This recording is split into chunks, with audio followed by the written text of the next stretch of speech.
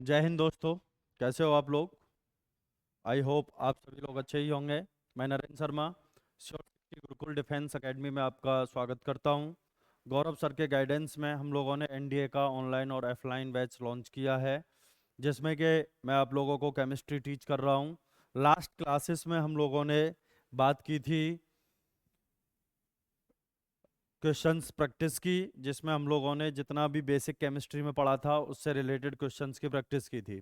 आज हम लोग लॉ ऑफ केमिकल कॉम्बिनेशंस के बारे में बात करने वाले हैं। और लॉ ऑफ केमिकल कॉम्बिनेशंस एक इम्पोर्टेंट टॉपिक है आपके एनडीए के लिहाज से। ठीक है, तो एनडीए में इससे काफ़ी ज़्यादा क्वेश्चंस पूछे जाते हैं। ये हम लोगों का टेलीग्राम चैनल का स्कैनर है, इसको आप स्कैन करके टेलीग्राम चैनल पर ज्वाइन कर सकते हैं, जहां पर आप लोगों को डिफरेंट डिफरेंट एग्जाम्स के अपडेट्स मिलेंगे।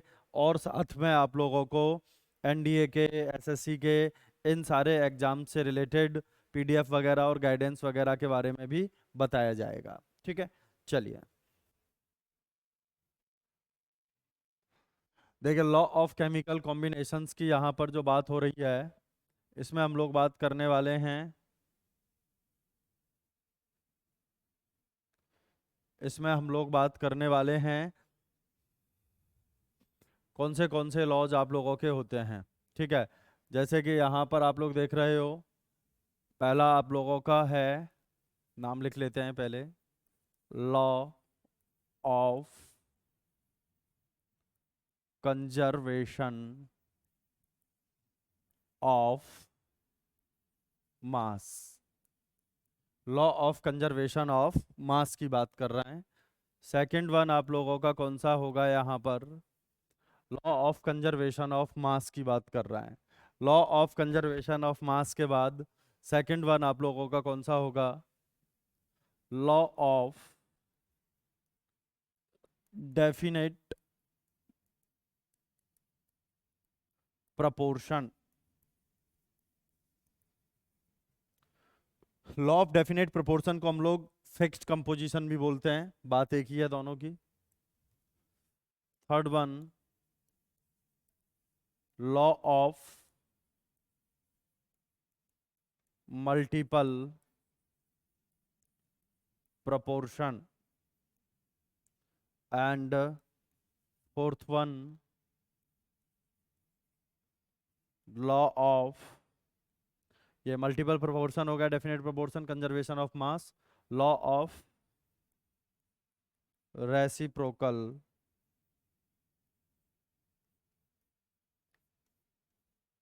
प्रोपोर्शन। रेसिप्रोकल प्रोपोर्शन फोर्थ के बाद में है लॉ ऑफ गैसियस वॉल्यूम, या कह सकते हो गैलुसाक लॉ भी बोलते हैं उसे। ठीक है,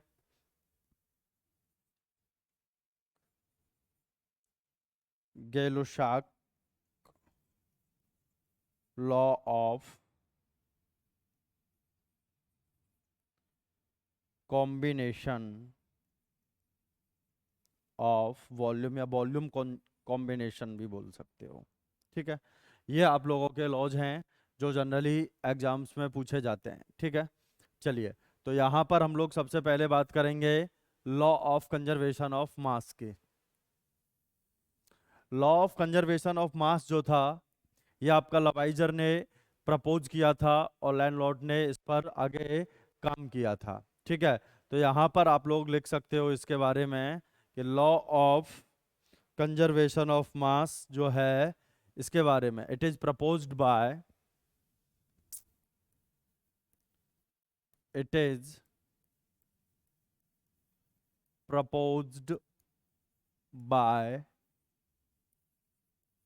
लवाइजर and it is proposed by Lavoisier and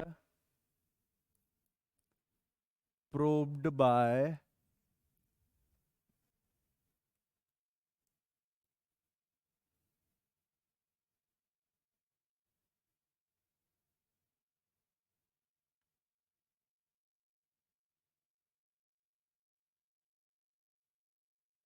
ठीक है, ये आप लोगों का लॉ हो गया। यहाँ पर प्रूव्ड किया था किसने? एक मिनट, यहाँ पर इसकी स्पेलिंग में थोड़ा सा चेंज करते हैं।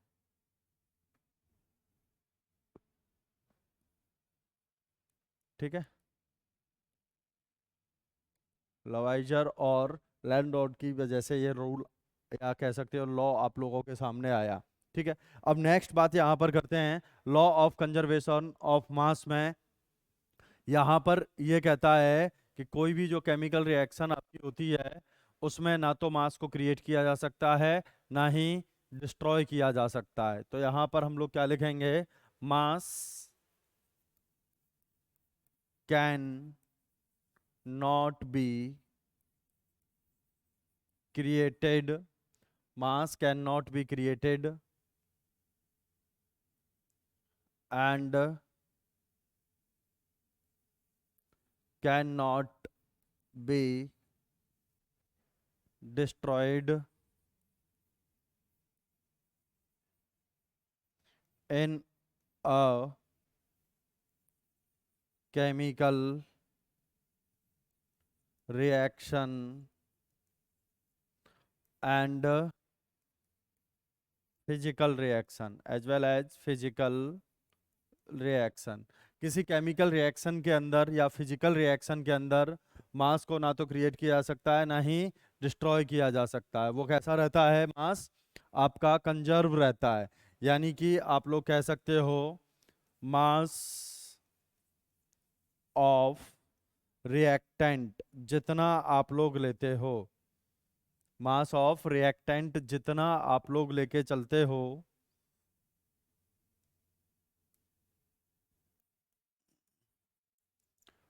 mass of reactant is equal to mass of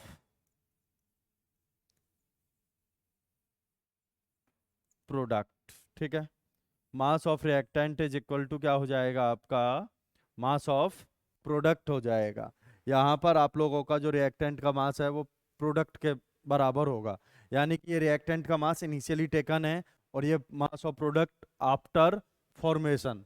तो इनिशियली आप जितना मास लेते हो वो आपके फॉर्म्ड होने के, प्रोडक्ट के फॉर्म होने के बराबर है। या फिर कोई रिएक्शन जैसे कि आप हाफ टाइम पे देखो तो जो रिमेनिंग है वो आप लोगों का फॉर्म्ड वाले के बराबर होगा, उसमें से आप लोग देख सकते हो। चलिए नेक्स्ट देखिए, यहाँ पर जैसे कि हम लोग यहाँ पर एक रिएक्शन ले लेते हैं एग्जाम्पल के तौर पर, आपको एग्जाम्पल से समझ में आएगा। CaCO3 है, यहाँ ये CaO प्लस CO2 बन रहा है। सपोज दैट मान के चलिए T इज इक्वल टू 0 पर ये कितना लिया आप लोगों ने, 100 ग्राम लिया इनिशियली।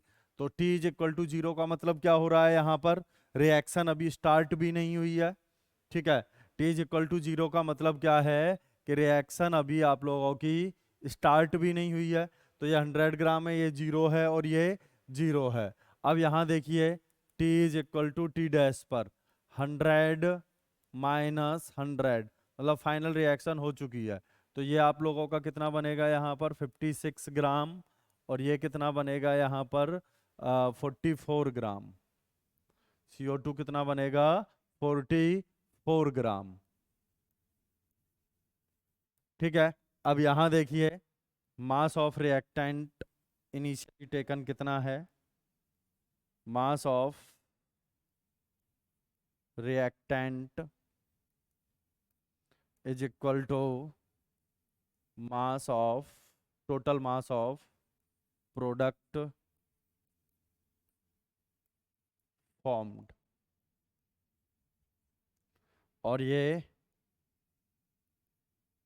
Initially taken. ठीक है, अब देखिए यहाँ पर कितना है, ये 100 है और फॉर्म्ड कितना हो रहा है 56 प्लस 44, यानी कि 100 इज इक्वल टू हो गया 100। ठीक है, अब यहाँ एक बात और याद रखना, ये केमिकल और फिजिकल रिएक्शंस के लिए तो होता है। जैसे कि मैं मान के चलता हूँ कोई भी फिजिकल रिएक्शन है, जैसे कि सपोज दैट H2O लिक्विड है और H2O गैस बन रहा है, तो यहाँ पर भी मास आप लोगों का कंजर्व रहेगा। ठीक है, लेकिन एक बात याद रखना, एक्सेप्शन में आप लोग न्यूक्लियर रिएक्शन में आप लोगों का मास कंजर्व नहीं रहता ओनली, वहां कौन रहता है, मास प्लस एनर्जी कंजर्व्ड रहती है, मास प्लस एनर्जी कंजर्व्ड रहती है आप लोगों के न्यूक्लियर रिएक्शन में। तो एक्सेप्शन है न्यूक्लियर रिएक्शन, क्योंकि आप लोग देखते हो वहाँ अल्फा बीटा गामा रेज जो हैं एनर्जी की फॉर्म में जाती हैं और वहाँ पर मास को वो डिके करती हैं। तो वहाँ पर हम लोग मास और एनर्जी दोनों को मान के चलते हैं कि दोनों आप लोगों के वहाँ कंजर्व रहते हैं। कैसे रहते हैं, दोनों कंजर्व रहते हैं, मास भी और एनर्जी भी। ठीक है, चलिए अब नेक्स्ट देखिए, लॉ ऑफ डेफिनेट प्रोपोर्शन। बड़ा अच्छा लॉ है।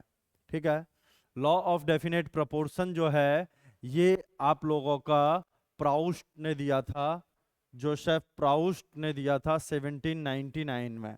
ठीक है, इसको हम लोग लॉ ऑफ कांस्टेंट कंपोजिशन भी बोलते हैं। क्या बोलते हैं, लॉ ऑफ कांस्टेंट कंपोजिशन भी इसको बोला जाता है। अब ये लॉ क्या कहता है आपका, ये लॉ ये कहता है कि कोई भी आपका सबस्टेंस किसी भी सोर्स से या किसी भी प्रोसेस के थ्रू अगर आता है तो उसका जो परसेंटेज कंपोजिशन है वो फिक्स रहता है। क्या रहता है, वो fix. A given chemical compound always contains the same element combined in the same fixed proportion. ठीक है, same fixed proportion by mass regardless of its source. मैंने बोला था अभी, किसी भी सोर्स से आए या किसी भी प्रोसेस या कह सकते हो मेथड ऑफ प्रिपरेशन के थ्रू आप लोग उसको लेके आओ, वो कैसा रहता है, ऑलवेज आप लोगों का कंजर्व रहता है। A chemical compound always contains the same element combined in the same fixed proportion by mass regardless of its source or method of preparation। अब देखिए आप लोग यहाँ पर बड़ी सिंपल सी बात देखिए, जैसे कि हम लोग बात कर रहे हैं, मान के चलिए एक आप लोग वाटर लेते हो। ठीक है, जैसे कि एक सोर्स मतलब मान के चलो इंडिया से लिया और एक नेपाल से ले लिया, एक भूटान से ले लिया, एक तिब्बत से ले लिया, एक चाइना से, एक पाकिस्तान से। इन सब जगहों के आपने वाटर को कलेक्ट करा। वाटर मतलब प्योर वाटर, H2O होना चाहिए, कोई मिनरल्स वगैरह नहीं होना चाहिए, इवेपोरेट होके आना चाहिए और H2O होना चाहिए ओनली। वाटर मतलब H2O, और कुछ उसके अंदर नहीं होना चाहिए। तो वहां पर अगर आप देखोगे तो हर जगह के H2O के अंदर, हर जगह के H2O के अंदर जो मास का रेशियो है वो 1:80 रहेगा। ये सेम रहेगा कंपोजिशन। कैसा रहेगा, ये सेम कंपोजिशन आप लोगों का रहेगा। यहाँ पे कोई भी सोर्स से आप लोग इसको लेके आओ, नदी से लेके आओ, नाले से लेके आओ, बारिश का पानी ले लो, कहीं का भी ले लो, पानी मतलब प्योर H2O। आप कहने लग जाओ कीचड़ है, तो वो मैं कंटामिनेशन की बात ही नहीं कर रहा हूँ उसके अंदर, मैं प्योर H2O की बात कर रहा हूँ। प्योर H2O जो होगा उसका मास का रेशियो हमेशा 1:8 ही रहेगा। कैसा रहेगा, 1:8 रहेगा उसका रेशियो। ये बात आप लोगों को याद रखनी है। ठीक है,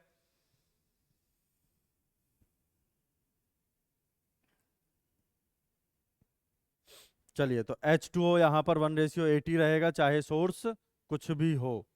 अब देखिए यहाँ पर मैं आप लोगों को और भी चीजें बताता हूँ। यहाँ पर जैसे कि H2O का मास का रेशियो आप लोगों को कितना मिला, 1:8 फ्रॉम एनी सोर्स। ठीक है, अब आप लोग चाहे इसको H2 और O2 के थ्रू बनाओ तो भी आप लोगों को, जैसे मेथड ऑफ प्रिपरेशन है या आप लोगों को नेचुरली बन के मिल रहा है, तो ये रेशियो, मास का रेशियो हमेशा 1:8 ही रहेगा। ठीक है, क्लियर है कि नहीं है। अब जैसे कि देखिए यहाँ पर और एग्जांपल लेता हूँ मैं। ठीक है, जैसे कि कार्बन प्लस O2, यहाँ पर क्या मिल रहा है आपको, CO2। ये केमिकल रिएक्शन हो गई यहाँ पर। ठीक है, यहाँ पे ये जो CO2 आ रहा है इसका मास रेशियो क्या आएगा इसका, देखिए 12:32। सिंपलेस्ट फॉर्म में लेके आ जाएं इसको थोड़ा।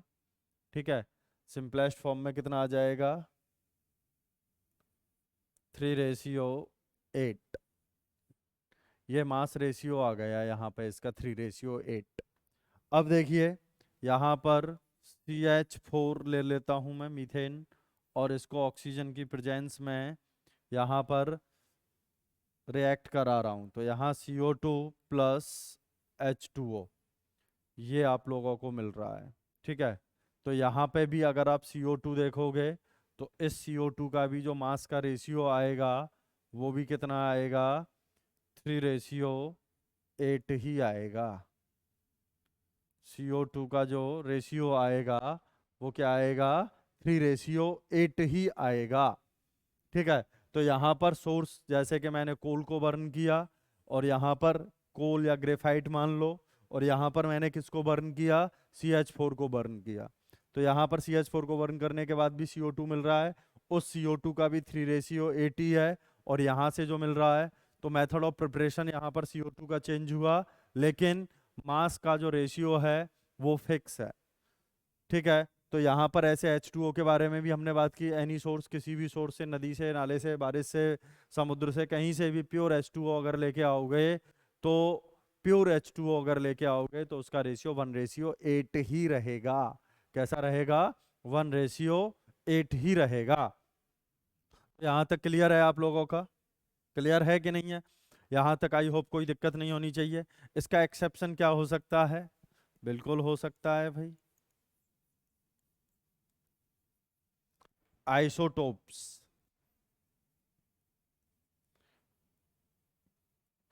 अब मान के चलो जैसे कि 6C12 है और 6C14 है। ठीक है, एक CO2 यहाँ से बन के आ रहा है और एक CO2 यहाँ से बन के आ रहा है।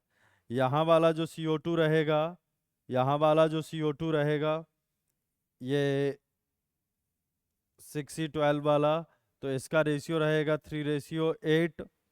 और ये 6C14 वाला CO2 अगर रहेगा तो इसका रेशियो कितना हो जाएगा, 7:16। तो दोनों का रेशियो चेंज हो गया। तो आइसोटोप्स से जो कंपाउंड बनते हैं, या कह सकते हो मॉलिक्यूल्स बनते हैं, उनके रेशियो में आप लोगों को यहाँ पर चेंजेस देखने को मिल सकते हैं। ठीक है, क्लियर है यहाँ तक? आई होप यहाँ तक आप लोगों को कोई दिक्कत नहीं होगी। अगर कोई दिक्कत है तो मेरे साथ डिस्कस कर सकते हो, आप लोग फ्री हो कोई भी क्वेश्चन पूछने के लिए।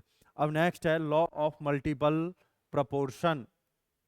अब देखिए यहाँ पर ये भी बड़ा इंटरेस्टिंग लॉ है, लॉ ऑफ मल्टीपल प्रपोर्शन की बात कर रहा है। Law of multiple proportion by proportions was proposed by John Dalton, और 1803 में किया था। बहुत ज्यादा पुरानी बात नहीं है। ठीक है, 223 साल पुरानी बात है बस। ठीक है, अब देखिए, when two elements combine to form more than one compound, दो एलिमेंट अगर मोर देन 2 कंपाउंड्स बनाने की कोशिश करते हैं तो एक के मास को फिक्स कर दो, तो दूसरे का जो मास रहता है वो एक सिंपल रेशियो में आता है। वही बात है, when two elements combine to form more than one compound, the different masses of one element that combined with a fixed mass of the other element are in the ratio of small whole numbers। ठीक है, तो एक को हम लोग यहाँ fix कर देते हैं, तो दूसरा वाला जो होगा वो आप लोगों का एक सिंपल रेशियो में होगा। तो ये लॉज जो है ना, ये एग्जाम्पल से ज़्यादा अच्छे से समझ में आते हैं। ठीक है, जैसे कि देखिए यहाँ पर एग्जाम्पल देखिए, SO2 है और SO3 है, SO2 है और SO3 है। यहाँ पर सल्फर ले लेता हूँ और यहाँ पर ऑक्सीजन ले लेता हूँ। सल्फर यहाँ पर 32 है, ये मास ले रहा हूँ इनके, ये भी 32 है क्योंकि मास का रेशियो देखना है। यहाँ पर ये 2 × 16 और 3 × 16, इसको एक को फिक्स कर दो, तो यहाँ पर जो रेशियो देखने को मिल रहा है वो क्या मिल रहा है आपको, 2:3। तो यहाँ पर जितने भी आप लेके चलोगे, यानी कि SO2 and SO3 are maintaining 2:3। ठीक है, कैसा रेशियो है यहाँ पर, 2:3 यहाँ पर ये मेंटेन कर रहे हैं। तो एक को हमने फिक्स कर दिया और दूसरा यहाँ पर ये आप लोगों का क्या हो जाएगा, दूसरा यहाँ पर आप लोगों का ये जो ऑक्सीजन है ये 2:3 के रेशियो में यहाँ पर मेंटेन करेगा रेशियो को। ठीक है, चलिए अब नेक्स्ट देखिए यहाँ पर क्या है।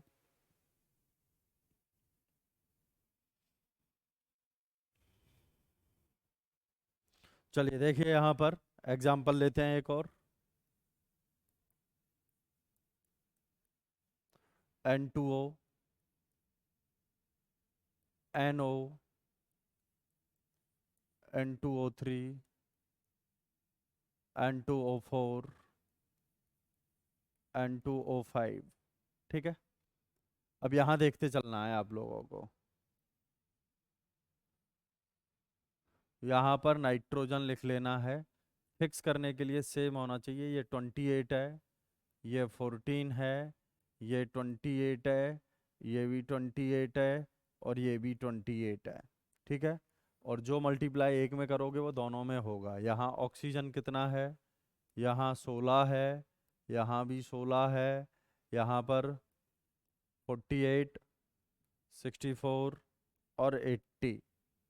ठीक है, जिसको ऐसे लिख सकते हैं हम लोग, मल्टीप्लाइड बाय 2 यहाँ पर 28 हो गया, ये मल्टीप्लाइड बाय 2 यहाँ पर 32 हो गया। तो यहाँ पर ये 16 इंटू 1, 16 इंटू 2, 16 इंटू 3। ये क्यों करना पड़ा एनओ का हमें, क्योंकि यहाँ पर ये हमें फिक्स अगर करना है तो ये मास हमारे एक जैसे होने चाहिए, अलग अलग नहीं होने चाहिए। अलग अलग होंगे तो वैल्यू हमारी यहाँ पर नहीं मैच कर पाएगी। 16 इंटू 4, 16 इंटू 5। ठीक है, ये चीज़ यहाँ पर देखने को मिलती है। तो यहाँ पर रेशियो क्या आएगा, 1:2:3:4:5। ठीक है, तो ये एक सिंपल रेशियो में है कि नहीं है बाकी के। तो जब दो एलिमेंट से डिफरेंट डिफरेंट टाइप के एलिमेंट्स बनाए जाते हैं तो एक के मास को आप फिक्स कर दो तो बाकी के जो होते हैं मास वो एक सिंपल रेशियो में होते हैं। यही लॉ ऑफ मल्टीपल प्रोपोर्शन है। अब देखिए law of reciprocal proportion. The law of reciprocal proportion was proposed by Jeremias Benjamin Richter. तो ये रिच्टर ने 1792 में दिया था। तो यहाँ पे क्या कहता है, when two element A and B combine separately with a fixed mass of a third element C, the masses of A and B that combine with the same mass of C are either the same ratio or a simple whole number multiple or sub multiple of the ratio in which A and B combine directly with each other। ठीक है, A और B उनके साथ directly combine जब होते हैं तो देखिए यहाँ पर एग्जाम्पल लेते हैं इसका भी। जैसे कि यहाँ पर हाइड्रोजन, ऑक्सीजन और सल्फर ले लिया। यहाँ पर आपको मिला H2O, SO2 और यहाँ पर मिला H2S। ठीक है, अब यहाँ देखना है आप लोगों को कैसे ये क्या है आपका 1:8 है, ये 1:1 है और ये यहाँ पर क्या है, ये यहाँ पर क्या है 1:16।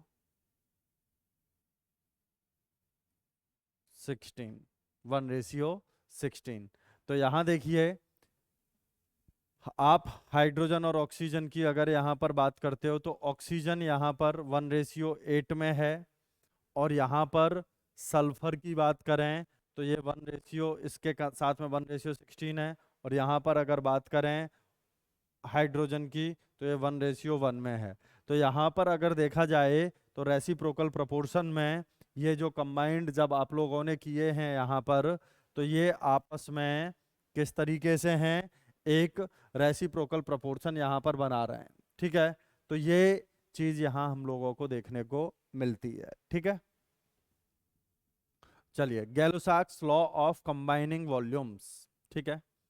अब यहाँ कह रहा है कि गैलुसाक लॉ के बारे में, when gases react together and the products are gaseous, the volume of the reactant gases and gaseous products bear a simple whole number ratio to one another provided all volumes are measured at the same temperature and pressure, ठीक है। यानी कि यहाँ पर गैलुसाक law क्या कह रहा है कि वॉल्यूम जो है आप लोगों का यहाँ पर एन के directly proportional, number of moles के डायरेक्टली प्रोपोर्शनल होता है। और ये जो वॉल्यूम आते हैं किसी भी रिएक्शन में, तो वो एक होल नंबर के रेशियो में यहाँ पर होते हैं। किसके रेशियो में होते हैं? होल नंबर के रेशियो में यहाँ पर आप लोगों के ये होते हैं। क्लियर है कि नहीं है?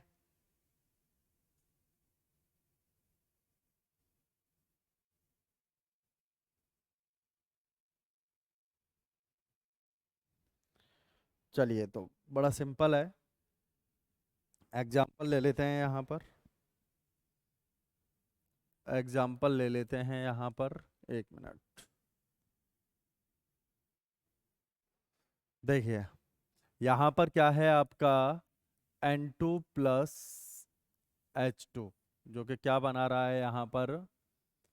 NH3 बना रहा है। NH3 बना रहा है, तो ये 2 हो गया, ये 3 हो गया, ये 1 हो गया, ठीक है। अब यहाँ पर हम लोग मोल का रेशियो लेते हैं। ये आप लोगों का सपोज दैट मान के चलो 1 मोल है, ये 3 मोल है, और ये कितना हो जाएगा? 2 मोल हो जाएगा। तो यहाँ पर ये वॉल्यूम का जो रेशियो आएगा वो भी इन्हीं के डायरेक्टली प्रोपोर्शनल आएगा। तो अगर ये 1 मोल है, अगर यहाँ पर 1 लीटर ले रहे हो, तो ये 3 लीटर होगा और ये 2 लीटर होगा।